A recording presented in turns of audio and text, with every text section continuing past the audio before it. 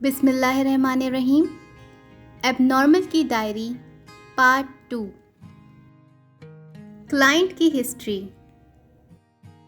जमीरा और जासिम।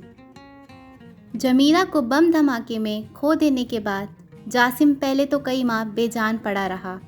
फिर अचानक उसने अखबार की वो खबरें जो तालिबान के खिलाफ थी इकट्ठी करना शुरू की।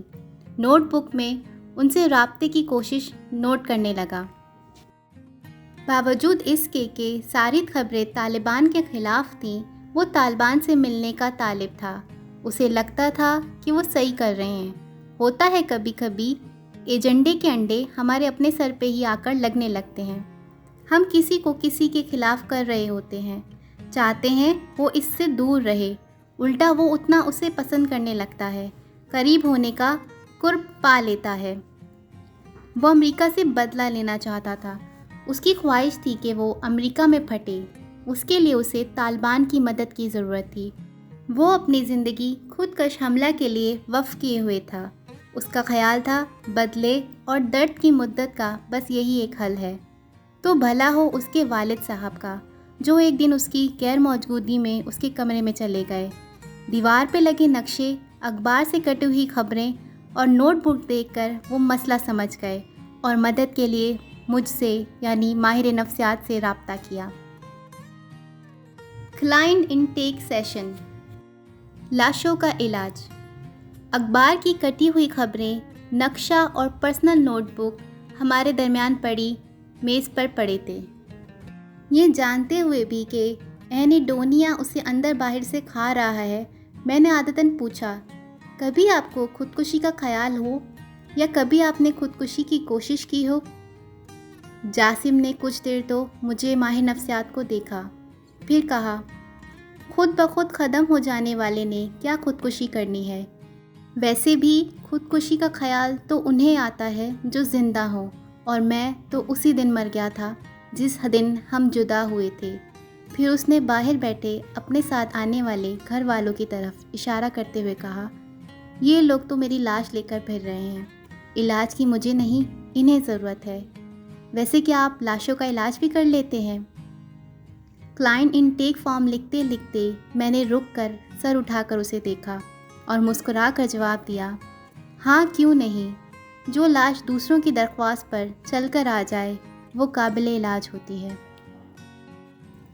दर्द पड़ने वाले दरख्त। जब मैंने उस जासिम के लहजे की तलखी को बिल्कुल लाइट सा लिया तो उसे वहीं बैठे बैठे एहसास हुआ कि मैं उसकी बात समझ सकता हूँ। और फिर जब मैं फॉर्म फिल करके पूरी तवज्जो से उसकी तरफ मुतवज्जा हुआ तो वो बड़ी बेबसी से कहने लगा, देखें आपकी दुनिया मोहब्बत वालों का क्या हाल करती है। मेरी तो उन्हें घर वालों और दूसरे लोगों को कुछ समझ ही नहीं आती। सर आप ही इन्हें समझाएं कि जब भी मेरी तबीयत ख़राब हो तो ये मुझे अस्पताल की बजाय यूनिवर्सिटी कैंपस ले जाया करें। यूनिवर्सिटी की क्लास मेरा आईसीयू है। मेरी बेचैनी अस्पताल के बेड पर नहीं, क्लास के ब्लीफ कलर के बेंच पर दूर होती है।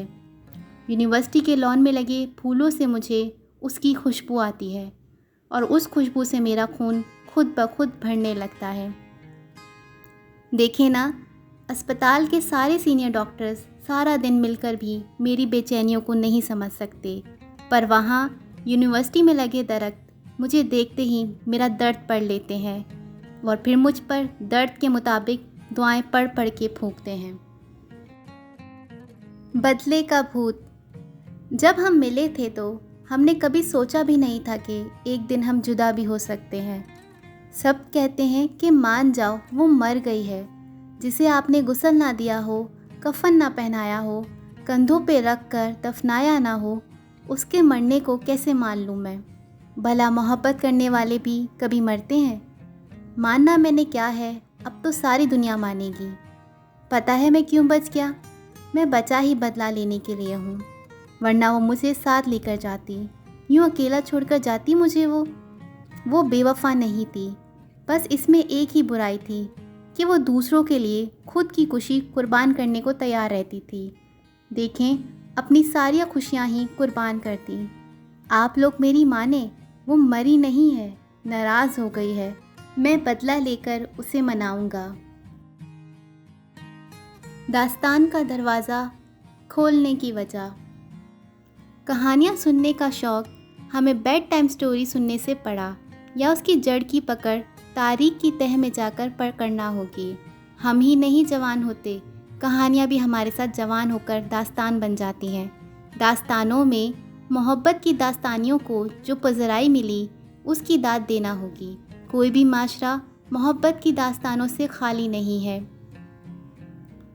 मोहब्बत की अहमियत से कौन इनकार कर सकता है। माशरे से मोहब्बत को निकाल दिया जाए तो तलखी की तेज़ हवा माशरे का मुंह ही मोड़ कर रख दे। कभी आपने गौर किया हो कि जब आप किसी से कुछ पूछते हैं तो आप उसके एक जुमले के जवाब से मुतमईन नहीं होते, या जब कोई आपको कुछ बताता है तो आप उससे मज़ीद सवालात करते हैं ताकि दास्तान का दरवाज़ा खुले और आपके दिल को दिलासा मिले। लाशऊरी तौर पर आप उसकी बात सुनने से ज़्यादा अपनी दास्तान सुनने की ख्वाहिश को पूरा करने के ख्वाहिशमंद होते हैं। दुनिया का सारा फंक्शन आपके इसी शौक़ की तस्कीन के लिए तख्लीक होता आया है और होता रहेगा।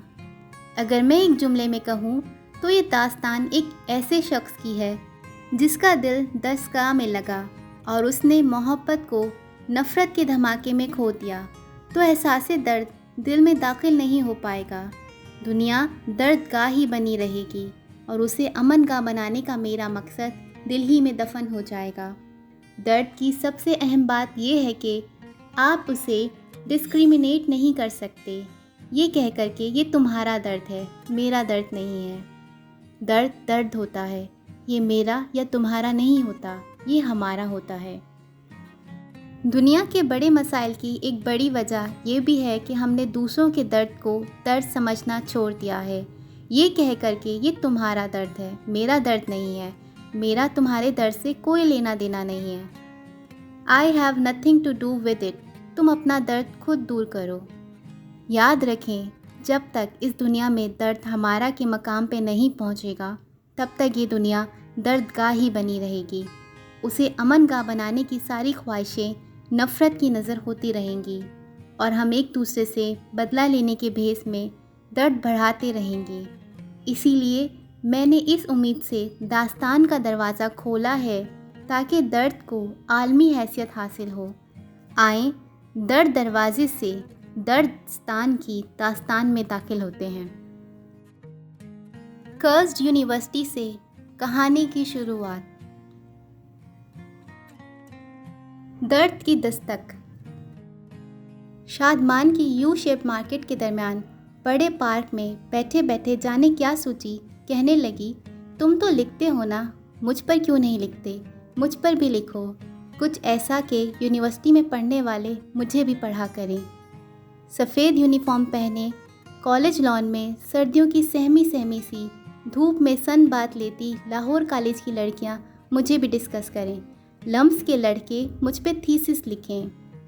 आँखों में खूबसूरत मुस्तकबिल के ख्वाब लिए किसी शहरी लड़की की खामोश मोहब्बत में मुब्तला दूर देहात से आया स्वीट सा स्टूडेंट जगह जगह मुझ पर शोर मचाते शेर लिखे, दिल और उसमें लगे तीरों वाले लव साइन बनाकर मुझे खून और आंसुओं से वर्क दर वर्क भरते और मैं लावारिस लाइब्रेरियों में लाहासिल मोहब्बतों के बेअसर तावीज़ लिए पड़ी पड़ी पोसीदा हो जाऊं। मैंने उंगलियों से नरम घास को तोड़ते हुए उसे देखा। वो पूरी आंखें खोले मेरे जवाब की मुंतज़िर थी। उसकी पलकें भुओं को छू रही थीं। फरमाइश के वक्त उसकी आंखें ऐसे ही बिहेव करती थीं जैसे किसी बच्चे का गला ख़राब हो और वो आइसक्रीम खाने की ख्वाहिश कर बैठे। मैंने खामोशी के ख्वामार को तोड़ते हुए कहा, तुम्हें मालूम है ना, लिखने के लिए मुझे दरख्वास्त नहीं दस्तक दरकार होती है। जब तक दर्द मेरी दहलीज पर दस्तक ना दे, कलम के कवाड़ नहीं खुलते, उसकी स्याही सामने पड़े सफ़ेद सफ़हात पर सुरखरू नहीं होती। लो फिर आज मैं तुम्हें लिख कर लाजवाल करता हूँ, तुम सदियों सदा बनकर गूंजोगी। Hide and seek. तुमने कहा था कि तुम्हें हाइड एंड सीक खेलना बहुत पसंद है, और वो भी मेरे साथ। कितना अच्छा लगता था ना तुम्हें मेरा तलाश करना। परेशान होना, तुम्हें आवाज़ें देना। वो दिसंबर का महीना था या दर्द का, सर्दी का मौसम था या ख़ज़ां का, बस इतना याद है कि बिछड़ने का मौसम था, पत्तों का दरख्त से और मेरा तुमसे। पता नहीं दर्द की शिद्दत इस कदर ज़्यादा है कि मौसम और महीने सब मिक्स हो गए हैं। ख़िज़ा भी कितनी ख़राब होती है, सड़कों पर जर्द और दर्द दोनों बिखेर देती है। साल के आखिरी महीने में तुम्हारी याद भी आखिर ही कर देती है। गहरी सांसें लेते हुए सोचता हूँ, क्या ये सीजनल सिंड्रोम है या फिर स्पेसिफिक सिंड्रोम। वो अजीब दहशतज़दा दोपहर थी। सड़क पर पत्ते बिखरे पड़े थे और उन पर हम खड़े थे। तुमने कहा था तुम्हें लेस खानी है, और वो भी केचप फ्लेवर। अच्छी खासी मिल तो रही थी जहाँ हम खड़े थे। क्या हुआ जो इसके पास केचप फ्लेवर नहीं था? मुझे सामने भेजने की ज़रूरत ही क्या थी? कभी सोचूं तो लगता है जैसे तुम्हें सब पता था, जानबूझकर भेजा होगा मुझे। कुछ मिनटों का ही तो फासला रहा होगा जब मैं तुम्हें सुनहरी सूट में खड़ा करके गया था। कितने खुश थे ना हम दोनों। आफत से पहले सुकून अपने उरूज पर होता है। वापसी पे अजीब हॉलीवुड मूवीज़ जैसा मंज़र मेरा मुंतज़िर था। चिथड़े, लोथड़े, दरदर्दा दीवारें, गिरी हुई गाड़ियाँ, मुड़ी हुई मोटरसाइकिलें और सबसे बढ़कर बिखरी हुई तुम, फटा हुआ मैं। बाकी सब भूल गया, बस इतना याद है कि एक शहादत की उंगली थी जो जिस्म से जुदा होने के बाद बीच सड़क के पड़ी ताबड़तोड़ तड़प रही थी। नफ़रत की जंग में नुकसान हमेशा मोहब्बत करने वालों का ही क्यों होता है। यूनिवर्सिटी बस में तुम बिला वजह लड़कों से लड़ पड़ी थी कि तुम्हें मेरे साथ बैठना है।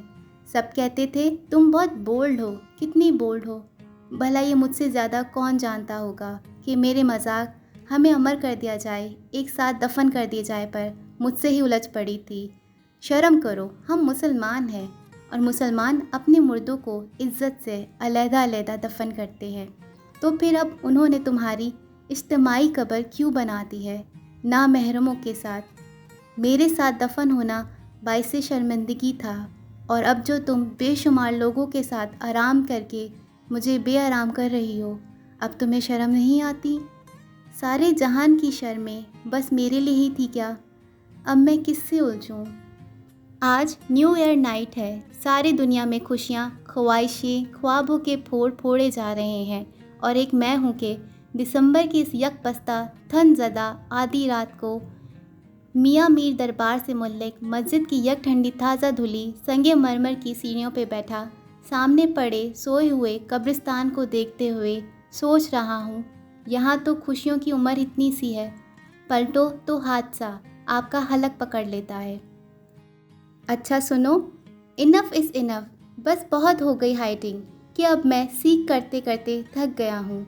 नए साल के नए सूरज के साथ वापस आ जाओ, तुम्हें कुछ नहीं कहा जाएगा। बोसीदा बस्तियों से।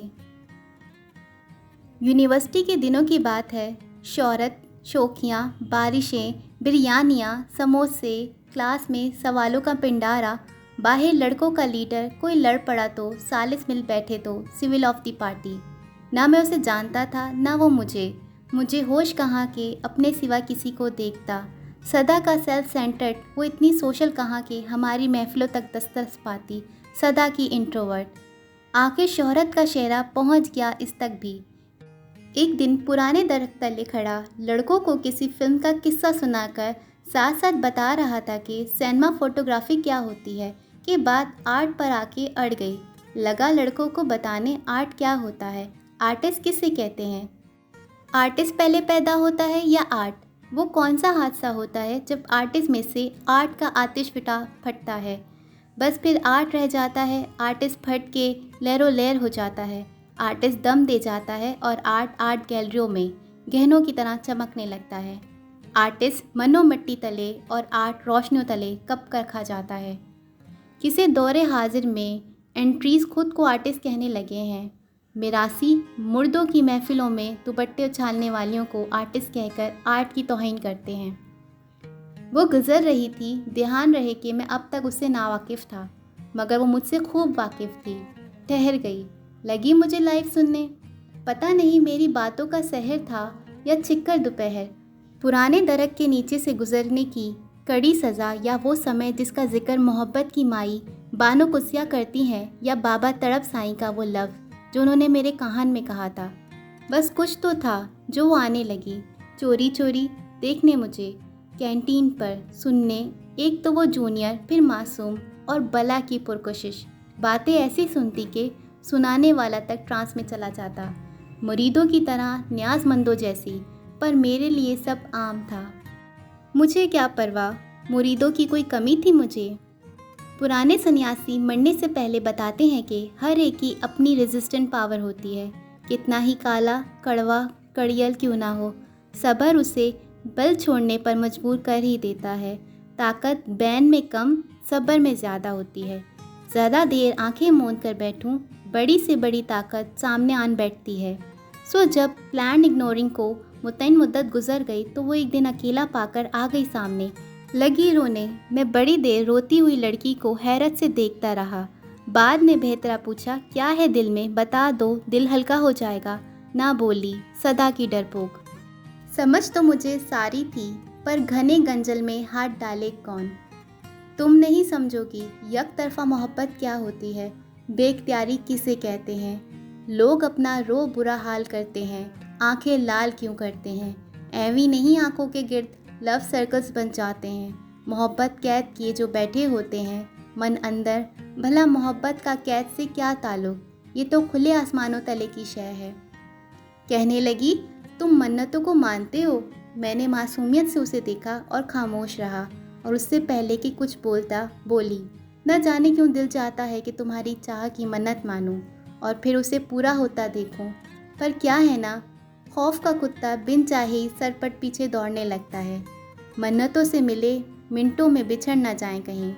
मैंने उसकी सारी बातें तहम्मुल से सुनी और कहा, सुनो ए नादान लड़की, कुछ मोहब्बतों का अंजाम किस ऑफ डेथ होता है। उनके ना होने की मन्नतें मानते हैं, होने की नहीं। क्यों क्रोसोफाइट होना चाहती हो। Cursed class. सारी क्लास काम मुकम्मल करने में मसरूफ़ थी। प्रोफेसर परवेज़ वाइट बोर्ड को ब्राय नाम काला करने के लिए पता नहीं क्या क्या लिख रहे थे। उसने क्रिस्टल के नीले बॉल पॉइंट से कर्स्ड क्लास के दरवाजे पर दस्तक दी। लिखने से लेकर मारने तक वो बॉल पॉइंट से बेशुमार काम लेती थी। दोनों एक दूसरे के बगैर बेचारे बेचारे अधूरे अधूरे से लगते। मे आई कम इन सर, इसने पूछा। प्रोफेसर के साथ साथ सारी क्लास ने एक साथ दरवाजे की तरफ देखा, जैसे सूरज निकलने पर सूरजमुखी के फूल एक साथ सूरज की तरफ देखते हैं। माहौल उसके परफ्यूम की खुशबू से महक उठा। ब्लू कलर के कपड़े पहने, कंधे पे छोटा सा ब्लैक कलर का बैग, हाथ में चंद किताबें और वो डायरी जिसमें उसकी ज़िंदगी के अहम लोगों के नाम, नंबर, बर्थ डेट्स दर्ज थे, और बेस्ट फ्रेंड की ताज़ा तस्वीर दरमियान में पड़ी थी, उठाए खड़ी थी। उसे देखने के बाद बंदे को कुछ देर तक कुछ और नज़र ही नहीं आता था। एक बार देखने के बाद बार बार देखने की ख्वाहिश बेचैन करने लगती। मोहतरमा, आप पूरे 15 मिनट लेट हैं, प्रोफेसर ने बगैर घड़ी को देखे बड़ी पुरतमाती से कहा। प्रोफेसर को खुद पर इतना यकीन था कि तहकीक की जहमत ही गवारा नहीं करता था। बस यही इसमें ख़राबी थी। पता नहीं ये प्रोफेसर की खराबी थी या हमारे तालीमी निज़ाम का, कि यहाँ क्लास में मार्केटिंग वो पढ़ा रहा होता है जिसकी खुद अपनी मार्केट में कोई वैल्यू नहीं होती। तालीम वो दे रहा होता है जिसे खुद तरबियत की ज़रूरत होती है। सारे भोले बादशाह बने बैठे सुन रहे होते हैं, जो सवाल करे उसे बाहर निकाल दिया जाता है। ये वही प्रोफेसर होता है जो क्लास में बड़े बड़े ब्रांड्स की बड़ी बड़ी बातें बताता है। स्टीव जॉब्स मार्क की मिसालें देकर कर बताता है कि ये ब्रांड कैसे बनता है, कैसे आईफोन बिकता है, गोया सब ब्रांड इसके मशवरे से बने हो। हकीकत में खुद की यह हालत होती है कि माचिस की एक तीली तक ना बना सकता है ना बेच सकता। खैर छोड़ें, वो कौन सा कम थी। लटकती लट को कान के पीछे करते हुए चूड़ियों का बैकग्राउंड म्यूज़िक बनाकर बड़े इत्मीनान से, जैसे इतनी बड़ी बात भी ना हो, बोली, आई नो सर, एक बाल लेट आता है। किसी ने चश्मों के साफ बहते पानियों में फूलों से भरी बास्केट उंडेल दी और रंग बिरंगे फूल बहाव के साथ बहने लगे। ना शोर ना खौफ, यही बात अगर कोई लड़का कर देता तो बस फिर देखते प्रोफेसर से वही ना पकड़ लेता। पर बेपरवाह कहाँ पकड़े जाते हैं। फिर खुद ही बगैर फुल स्टॉप के बात जारी रखते हुए बोली, बहुत बार समझाया है पर वो हर बार बेचारा सा बन जाता है। वैसे भी इसमें देर से आने के सिवा और बुराई भी क्या है। अब आप ही बताएं ना, किसी को सिर्फ एक बुराई की बेस पर बदला तो नहीं जा सकता। वैसे भी इस दौर में बुराई लेस बंदा बेशुमार दुआओं के बगैर कहाँ मिलता होगा। सो मैं आप सबसे इज्तिमाई दुआ की दरख्वास्त करती हूँ कि हमें एक अच्छा सा ड्राइवर मिल जाए जो कम से कम इकबाल की तरह लेट ना आता हो। प्रोफेसर परवेज़, एक हफ्ते से कहाँ थी आप? इकबाल तो ठीक था ना? प्रोफेसर ने मुस्कुरा कर तंज करते हुए बात को आगे बढ़ाया तो मुझे बहुत बुरा लगा। कोई जितना उसके करीब होता वो इतना ही मुझे बुरा लगता। उसमें दूसरों को इन्वॉल्व करने की खास लायत थी और प्रोफेसर परवेज़ भी उसकी इस पकड़ में पकड़ा जाता था। जी जी वो तो ठीक था, पर आजकल पापा आए हुए ना न्यूयॉर्क से, सो सारा वक्त उन्हीं के साथ होती हूँ। इस बार तो वैसे भी बहुत गैप के बाद आए हैं। मुझे उनसे बातें करना, उनकी बातें सुनना बहुत अच्छा लगता है। सर आपको पता है ये मेरी ज़िंदगी के गोल्डन डेज़ होते हैं। मैं उन्हें वेस्ट करना अफोर्ड नहीं करती। ब्रोकन फैमिलीज़ के बिना अपने ही प्रॉब्लम्स होते हैं। सर ये प्रॉब्लम्स हमारा पीछा क्यों नहीं छोड़ते? आंटी लोग कहते हैं कि उन्होंने वहाँ दूसरी की हुई है। सर ये लोग पहले के होते हुए दूसरी क्यों करते हैं? पर मैंने कभी उनसे इस टॉपिक पर बात नहीं की।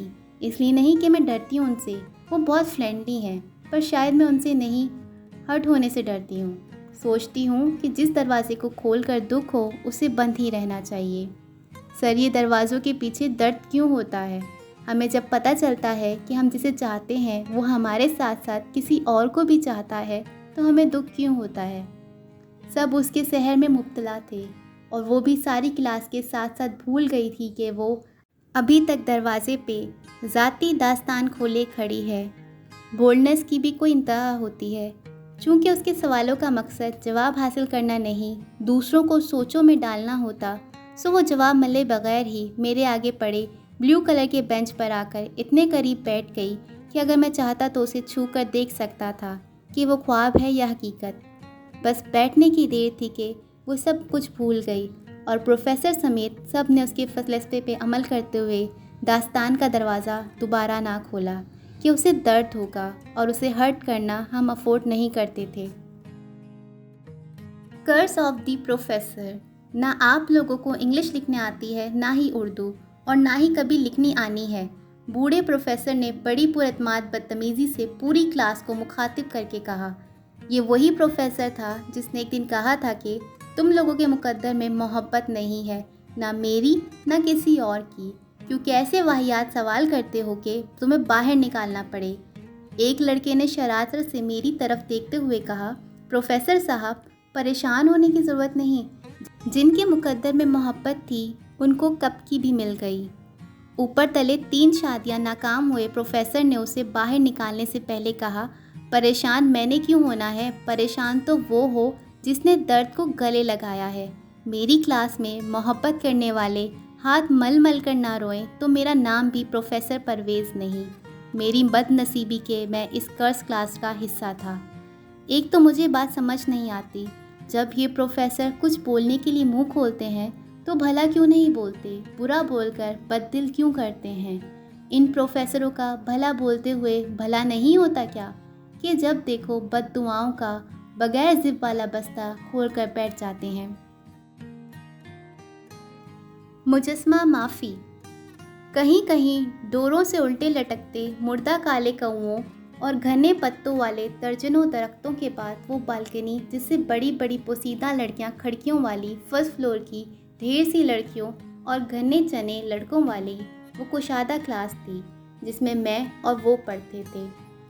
उस दिन पुरानी फिल्मों के हीरो जैसा धीमे लहजे वाला प्रोफेसर पोडियम पे खड़ा पूरी क्लास की तवज्जो पाने का मुंतज़िर था। लड़कियां बाहर से आते ही कभी ना ख़त्म होने वाली बातों में मसरूफ़ थी और लड़के मासूमियत के मुजस्मे बने लेक्चर शुरू होने के शौक़ में बैठे थे और वो मुझसे अगले निश्त पर कहनियों तक मेहंदी लगे हाथों को सामने पड़े ब्लू कलर के बदनसीब लकड़ी के बेंच पर बांधे आंखें मूंदे मुजस्मा माफ़ी बनी झुकी हुई थी। कहते हैं जब लफ्ज़ लाइलाज हो जाए तब बॉडी लैंग्वेज से बीमारी दूर होती। इस सारी मुजस्मा साजी का मकसद मेरा मुंह बंद रखना था। वो चाहती थी कि मैं चुप रहूं। उसका कहना था कि मुझे प्रोफेसर से पंगे नहीं लेने चाहिए और मेरा मानना था कि पंगे मैं नहीं लेता, वही है जो मुझे प्रोवोक करता है। मैंने उसे कितनी बार बताया था कि मैं तमाशबीन नहीं हूँ जिसे तमाशा देखकर तस्कीन मिले। मैं एक्टिविस्ट हूँ और एक्टिविस्ट को एक्शन लिए बगैर सेटिस्फेक्शन कहाँ मिलती है। प्रोफेसर पाकीज़ा। पूरी क्लास के सामने जब प्रोफेसर पाकीज़ा ने मुझसे पूछा ये तुम बिखरी बिखरी बातें क्यों करते हो, तब मेरे जवाब पे सारी क्लास ने मुड़ के देखा था, सिवाय तुम्हारी इसी हरकत ने सारे बंद भेद खोल दिए थे। उन्हें फ़ौरन पता चल गया था बिखेरने और समेटने वाला कौन है। किसी को इल्ज़ाम देना आसान है कि उन्हें कैसे पता चला क्या था जो तुम मुड़कर देख लेती। तुमने कौन सा पत्थर का उजाना था। प्रोफेसर को कोई प्रूफ तो ना मिलता, बात बॉक्स में बंद रहती, यूँ फैलती ना। मेरे बोलने से भला भेद थोड़ी खुला था। सदा के बैग बंचर ने बैग बंच पे बैठे बैठे जवाब दिया, मैम बिखेरने वाले के रेडियस में आते ही बेकाबू हो जाता है, बेतुकी बातें करने लगता है, समेटने वाले को सिंगल देता है, मुझे समेटो। तुम्हें लगता है प्रोफेसर पाकीज़ा नादान थी। वो प्रोफेसर पाकीज़ा जिनका बेटा 10 साल पहले यतीम हो गया था। वो प्रोफेसर पाकीज़ा जो कई बार किराया गिनने के बाद भी उसे नज़रों से आखिरी बार मालिक मकान के हाथों में गिनती थी जब वो गिन रहा होता था। वही प्रोफेसर पाकीज़ा जो बारीक दुपट्टे से अपने सारे सफ़ेद बाल एक साथ छुपाने की कोशिश करती थी। माना कि इनकी आंखों में थोड़ा फ़र्क था, पर वो अंधी नहीं थी। ग्रे एरिया की गहराई। तुम्हारे और मेरे बीच फिर ये कशिश क्या है, मैंने पूछा। कहने लगी, अच्छा ये बताओ। मैंने कहा, रुको, बात को ना बदलो, जवाब दो। मुझे गौर से देखकर बोली, मुझे नहीं पता, क्यों पूछते हो ऐसे सवाल जिनका जवाब मैं खुद नहीं जानती। कभी भी किसी ने मुझसे इतने मुश्किल सवाल नहीं किए जितने तुम करते हो। मैंने उसे बाजू से पकड़ के कहा, मोहब्बत होती है या नहीं होती, ये कन्फ्यूजन क्या होती है। कहने लगी, हर कोई तुम जितना स्ट्रॉन्ग नहीं होता जो सिर्फ सफ़ेद या स्याह को समझे। चीज़ें सिर्फ सफ़ेद या स्याह नहीं होती, कुछ ग्रे एरियाज़ भी होते हैं इनके दरमियान जिन्हें तुम नहीं मानते। इतने में मेरे मोबाइल की मैसेज टोन बजी। मैंने पढ़ा, उसका मैसेज था, लिखा था, काम ख़त्म करके आती हूँ, बस 2 मिनट में। मैंने हैरत से उसकी तरफ देखा तो बड़ी तल्खी से, जैसा हमारा कोई ताल्लुक़ ही ना हो, कहने लगी, एक तो मत मार दिए तुमने मेरी। मैसेज क्लास फेलो को करना था, कर तुम्हें दिया, वो इंतज़ार कर रही है मेरा, क्लास लेने जाना है। मैंने कहा, पता है तुम्हारा मसला क्या है, तुम काम ख़त्म ही नहीं कर रही हो और मुझे तुम्हारे इस ग्रे एरिया की गहराई में गिरे रहने का कोई शौक़ नहीं है। Romantic time table. ये जो यूनिवर्सिटी वाले होते हैं ये जानबूझकर रोमांटिक टाइम टेबल बनाते हैं। आधी क्लासेस साथ साथ, आधी जुदा जुदा। एक साथ लेक्चर लेने की लत और होती है और एक ही चार दीवारी में अलग-अलग लेक्चर लेने की लज्जत और। शुरू में मैं तो कभी वो अपनी क्लासेस छोड़कर मेरी क्लास में आ बैठती और कभी मैं उसकी क्लास में जा बैठता, पर जब बात फैल गई तो हम अपना अपना टाइम टेबल फॉलो करने पे मजबूर हो गए। मैं लेक्चर लेने जा रहा था जब वो रास्ते में मिली, अपने आंसुओं को टिश्यू में दफनाते हुए कहने लगी, मैं किसी से बदतमीज़ी नहीं करती, अगर कर बैठूं तो आफ्टर बदतमीज़ी बड़ा बुरा फील करती हूँ। मैंने उसकी मासूमियत पर उसे मुस्कुराहट का तोहफ़ा दिया। कुछ देर उसे देखने के बाद उसके हाथ से टिश्यू लेकर माफ़ी के मेमोरेंडम के तौर पे जेब में रखते हुए उसे माफ़ कर दिया। सोचो तो सिर सकता हूँ, जाने वो इतनी बड़ी बदतमीज़ी के बाद कैसा फील कर रही होगी। अब के तो मैं माफ़ भी नहीं करूँगा, बल्कि माफ़ी के सारे अगले पीछे मेमोरेंडम मुँह पे दे मारूँगा। शिद्दत। मुझे मालूम है कि मुझसे मोहब्बत करना आसान नहीं है, क्योंकि मैं आसान नहीं हूँ, लेकिन ये है कि अगर मुझे तुमसे मोहब्बत हो गई तो मैं वादा करता हूँ कि मैं तुम्हें इतनी शिद्दत से चाहूँगा कि तुम मुझसे पहले गुजारी हुई सारी ज़िंदगी भूल जाओगी। तुम्हारे सारे पुराने ज़ख्म फिर जाएंगे, दर्द धुल जाएंगे, तुम्हें मालूम हो जाएगा कि बहार क्या होती है, फूल खिलने का मौसम कैसा होता है, तुम्हें मोहब्बत के मायने मालूम हो जाएंगे।